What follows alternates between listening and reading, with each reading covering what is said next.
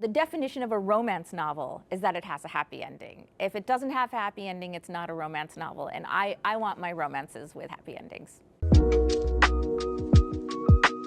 Je m'appelle Julia Quinn. Je suis ici à parler de les livres avec Cosmopolitan. Around the time I was about 19 or 20, I started reading historical romance again, and there were a few authors, Judith McNaught and Julie Garwood and Joanna Lindsay, and I read them all, and I think together that was the most life-changing because it's what made me want to be a writer.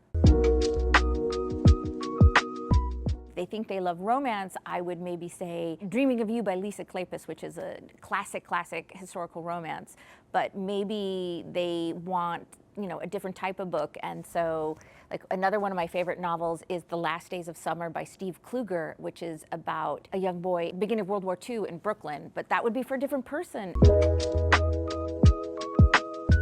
Little Women, I really wanted Joe to end up with Laurie. I'm not an Amy fan, so I'll go with Little Women. I want Joe to end up with Laurie. I guess maybe there's one called The Sum of All Kisses, and I'm very proud of that one because I had some writer's block when I was writing it, and it was very difficult, and I overcame it. And it took a little longer. I had to take a break, but I did it, and so I'm very proud of that.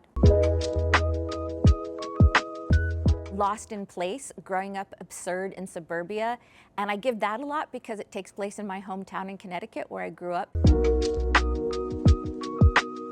Not Romeo and Juliet, definitely not Romeo and Juliet. That's what I'll say. Because that's not a love story. They're 13 and they die. They're silly and stupid.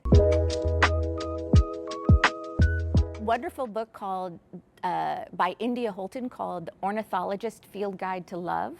I don't know if it's in French yet, so that was really good. Oh, I read another book by Natalie Sue called I Hope This Finds You Well, which was about sort of a modern workplace situation, and that was really cool too.